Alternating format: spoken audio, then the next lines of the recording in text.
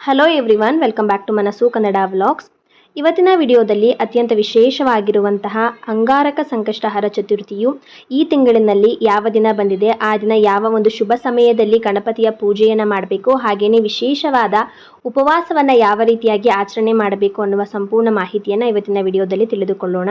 2026 ಮೇ ತಿಂಗಳಿನಲ್ಲಿ 5ನೇ ತಾರೀಕು ಮಂಗಳವಾರದಂದು ಈ ಬಾರಿ ಸಂಕಷ್ಟಹರ ಚತುರ್ಥಿಯು ಬಂದಿದೆ. ಮಂಗಳವಾರದಂದು ಬರುವಂತಹ ಸಂಕಷ್ಟಹರ ಚತುರ್ಥಿಯನ್ನು ಅಂಗಾರಕ ಸಂಕಷ್ಟಹರ ಚತುರ್ಥಿ ಅಂತ ಕರಿತೀವಿ. ಈ ಅಂಗಾರಕ ಸಂಕಷ್ಟಹರ ಚತುರ್ಥಿಯು ತುಂಬಾ ವಿಶೇಷವಾದದ್ದು.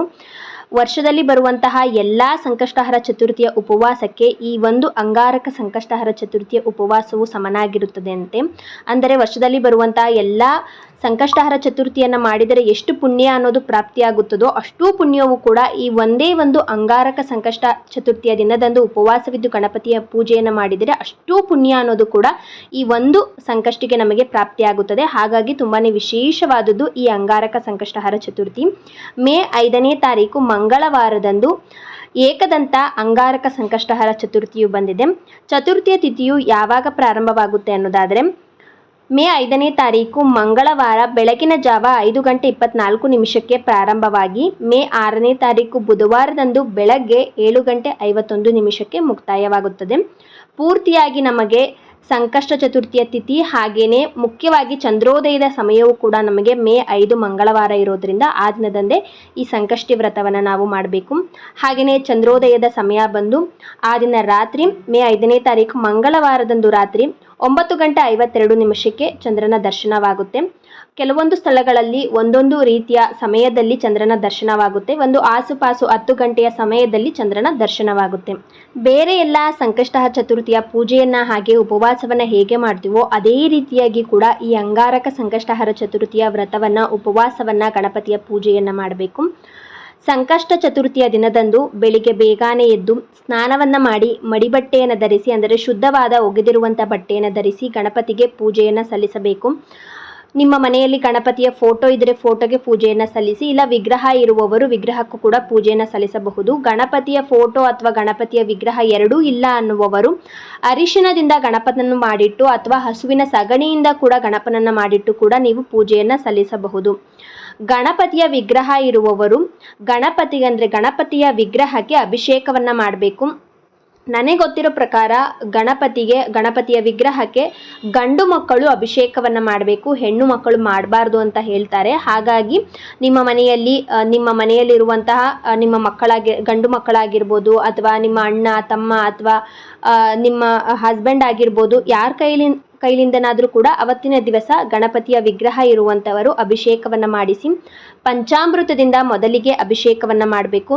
ಅಥವಾ 5 ವಸ್ತು ಅಥವಾ 9 ವಸ್ತುವಿನಿಂದ ಕೂಡ ಗಣಪತಿಗೆ ಪೂಜೆಯನ್ನು ಸಲ್ಲಿಸಬಹುದು. ಹಾಲು, ಮೊಸರು, ಜೇನುತುಪ್ಪ, ತುಪ್ಪ, ಸಕ್ಕರೆ ಈ ರೀತಿಯಾಗಿ 5 ಅಥವಾ 9 ವಸ್ತುವಿನಿಂದ ಗಣೇಶನ ವಿಗ್ರಹಕ್ಕೆ ಅಭಿಷೇಕವನ್ನು ಸಲ್ಲಿಸಿ ನಂತರ ಪೂಜೆಯನ್ನು ಮಾಡಬೇಕು. ನೀವು ಒಮ್ಮೆ ಎಲ್ಲವನ್ನೂ ಕೂಡ 5 ವಸ್ತುಗಳನ್ನು ಕೂಡ ಒಂದೇ ಬೌಲಲ್ಲಿ ಮಿಕ್ಸ್ ಮಾಡಿ ಕೂಡ ನೀವು ಒಮ್ಮೆ ಗಣಪತಿಗೆ ಅಭಿಷೇಕವನ್ನು ಮಾಡಿ ಪೂಜೆಯನ್ನು ಮಾಡ್ಬೋದು. ಇಲ್ಲಾಂದರೆ ಪ್ರತಿಯೊಂದು ವಸ್ತುವನ್ನು ಕೂಡ ಒಮ್ಮೊಮ್ಮೆ ಹಾಕಿದ ನಂತರ, ಅಂದರೆ ಬಾಳೆಹಣ್ಣನ್ನು ಹಾಕಿದ ನಂತರ ಒಂದು ಬಾರಿ ಗಣಪತಿಗೆ ಅಗರಬತ್ತಿಯಿಂದ ಪೂಜೆಯನ್ನು ಮಾಡಬೇಕು. ನಂತರ ಸಕ್ಕರೆ ಹಾಕಿದ ನಂತರ ಗಣಪತಿಗೆ ಅಗರಬತ್ತಿಯಿಂದ ಮತ್ತೊಮ್ಮೆ ಪೂಜೆಯನ್ನು ಮಾಡಬೇಕು. ಹೀಗೇನೆ ಒಂದೊಂದು ವಸ್ತುವಿನಿಂದ ಅಭಿಷೇಕವನ್ನು ಮಾಡಿದ ನಂತರ ಕೂಡ ಒಂದೊಂದು ಪೂಜೆಯನ್ನು ಮಾಡ್ತಾ ಹೋಗಬೇಕು. ಇಲ್ಲಾಂದರೆ ಎಲ್ಲವನ್ನು ಕೂಡ ಒಂದೇ ಬೌಲಲ್ಲಿ ಮಿಕ್ಸ್ ಮಾಡಿ ಕೂಡ ನೀವು ಹಾಕಿ ಒಮ್ಮೆ ಪೂಜೆಯನ್ನು ಮಾಡಿದ್ರು ಕೂಡ ನಡೆಯುತ್ತೆ.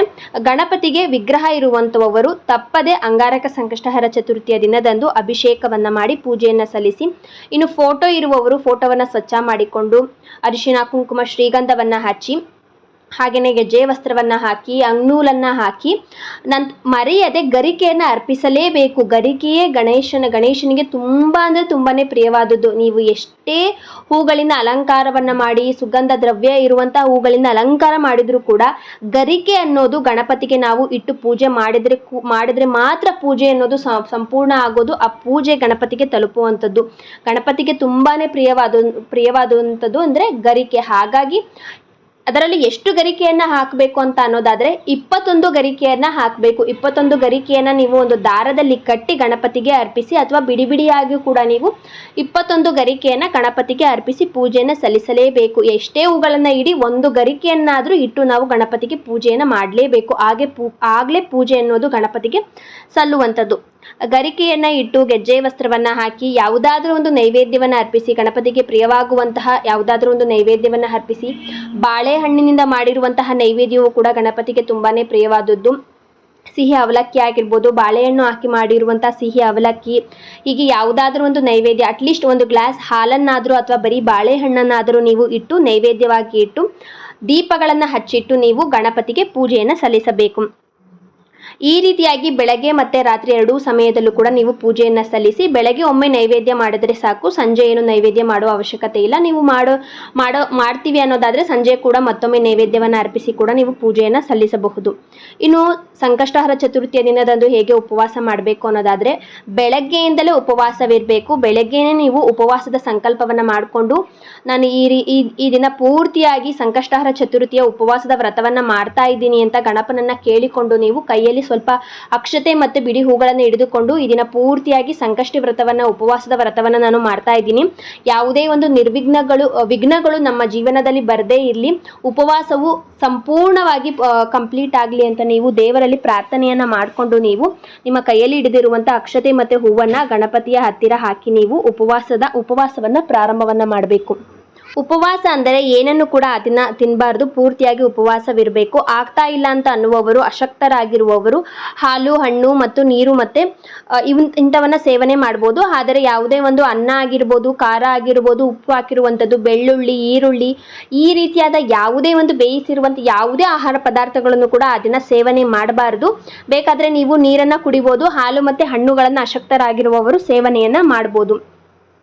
ಈ ರೀತಿಯಾಗಿ ಉಪವಾಸವನ್ನು ಮಾಡಿ ಇನ್ನು ಸಂಜೆ ಸಮಯದಲ್ಲೂ ಕೂಡ ಉಪವಾಸದ ವ್ರತವನ್ನು ಮಾಡ್ತಾ ಇರುವವರು ಮತ್ತೊಮ್ಮೆ ತಲೆಗೆ ಸ್ನಾನವನ್ನು ಮಾಡಿಕೊಂಡು ಗಣಪತಿಗೆ ಪೂಜೆಯನ್ನು ಸಲ್ಲಿಸಿ ನಿಮ್ಮ ಮನೆ ಹತ್ತಿರ ಇರುವಂತಹ ಯಾವುದಾದ್ರೂ ಗಣಪತಿಯ ದೇವಸ್ಥಾನಕ್ಕೆ ಹೋಗಿ ಮನೆಗೆ ಬಂದು ಚಂದ್ರನಿಗೆ ಪೂಜೆಯನ್ನು ಸಲ್ಲಿಸಿ, ಅಂದರೆ ಚಂದ್ರನಿಗೆ ಅರ್ಘ್ಯವನ್ನು ನೀಡಿ ಚಂದ್ರನ ದರ್ಶನವನ್ನು ಮಾಡಿದ ನಂತರನೇ ನೀವು ಉಪವಾಸವನ್ನು ಬಿಟ್ಟು ಊಟವನ್ನು ಮಾಡಬೇಕು.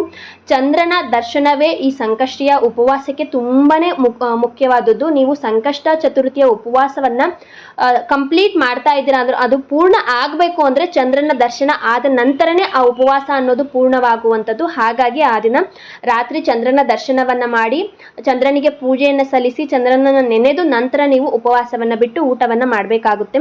ಕೆಲವೊಮ್ಮೆ ಮಳೆ ಬರುವ ಇದ್ದಾಗ, ಸಾಧ್ಯತೆ ಇದ್ದಾಗ ಅಥವಾ ಮೋಡ ಕವ್ಕೊಂಡಿದ್ದಾಗ ಚಂದ್ರ ಅನ್ನೋದು ನಮಗೆ ಕಾಣೋದಿಲ್ಲ. ಅಂಥ ಸಮಯದಲ್ಲಿ ಏನು ಮಾಡಬೇಕು ಅನ್ನೋದಾದರೆ, ಒಂದು ತಟ್ಟೆಯಲ್ಲಿ ನೀವು ಒಂದು ಅಗಲವಾದ ಮಣೆ ಅಥವಾ ಒಂದು ತಟ್ಟೆನ ತೆಗೆದುಕೊಂಡು ಅಲ್ಲಿ ನೀವು ಅಕ್ಕಿಯಿಂದ ನೀವು ಚಂದ್ರನ ಆಕೃತಿಯನ್ನು ಬರೀರಿ, ಅಥವಾ ಅಕ್ಕಿ ಹಿಟ್ಟಿನಿಂದ ಕೂಡ ನೀವು ಚಂದ್ರನ ರಂಗೋಲಿಯನ್ನು ಬರೆದು ಅಲ್ಲಿ ನೀವು ಅರಿಶಿಣ, ಕುಂಕುಮ, ಹೂಗಳನ್ನು ಇಟ್ಟು ನೀವು ಪೂಜೆಯನ್ನು ಸಲ್ಲಿಸಿ.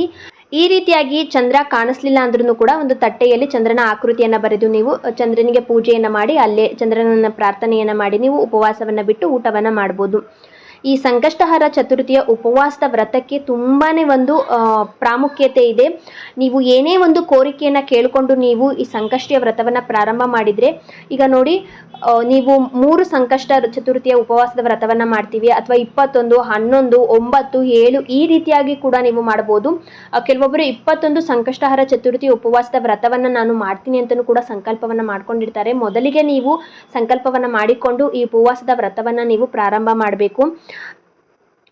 ನೀವು ಏನು ಒಂದು ನಿಮ್ಮ ಕೋರಿಕೆಯನ್ನು ಕೇಳಿಕೊಂಡು ನೀವು ಸಂಕಷ್ಟಹರ ಚತುರ್ಥಿಯ ವ್ರತವನ್ನು, ಉಪವಾಸದ ವ್ರತವನ್ನು ಪ್ರಾರಂಭ ಮಾಡಿರ್ತೀರ ನೋಡಿ, ಅದು ನೀವು ಎಷ್ಟು ದಿನ ಕೇಳ್ಕೊಂಡಿರ್ತೀರ ನೋಡಿ, ಅಂದರೆ ಎಷ್ಟು ಸಂಕಷ್ಟಿ ವ್ರತವನ್ನು ಮಾಡ್ತೀನಿ ಅಂತ ಕೇಳ್ಕೊಂಡಿರ್ತೀರ ನೋಡಿ, ಅದು ಕಂಪ್ಲೀಟ್ ಆಗೋದ್ರೊಳಗಡೆ ಖಂಡಿತವಾಗಿಯೂ ಕೂಡ ನಿಮ್ಮ ಕೋರಿಕೆ ಅನ್ನೋದು ಈಡೇರಿರುತ್ತದೆ. ಹಾಗಾಗಿನೇ ಈ ಸಂಕಷ್ಟಹರ ಚತುರ್ಥಿ ಉಪವಾಸದ ವ್ರತಕ್ಕೆ ಒಂದು ತುಂಬಾ ಪ್ರಾಮುಖ್ಯತೆ ಇದೆ. ಅದರಲ್ಲೂ ಈ ಅಂಗಾರಕ ಸಂಕಷ್ಟಹರ ಚತುರ್ಥಿ ಅನ್ನೋದು ಮಂಗಳವಾರ ಬಂದಿರೋದ್ರಿಂದ ತುಂಬಾ ಅಂದರೆ ತುಂಬಾನೇ ಒಂದು ಪ್ರಾಮುಖ್ಯತೆ ಇದೆ. ಹಾಗಾಗಿ ಯಾರು ಕೂಡ ಮಿಸ್ ಮಾಡ್ಕೊಳ್ಳೋದಕ್ಕೆ ಹೋಗಬೇಡಿ. ಅವತ್ತಿನ ದಿವಸ ಪೂರ್ತಿಯಾಗಿ ಉಪವಾಸವಿದ್ದು ಗಣಪತಿಯ ಪೂಜೆಯನ್ನು ಮಾಡಿ ನೀವು ಗಣಪತಿಗೆ ಪೂಜೆಯನ್ನು ಸಲ್ಲಿಸಿ ಚಂದ್ರದೇವನಿಗೆ ರಾತ್ರಿಯ ಸಮಯದಲ್ಲಿ ಅರ್ಘ್ಯವನ್ನು ಕೊಟ್ಟು ಚಂದ್ರನ ಪೂಜೆಯನ್ನು ಮಾಡಿ ನೀವು ಉಪವಾಸವನ್ನು ಬಿಟ್ಟು ಊಟವನ್ನು ಮಾಡಿ.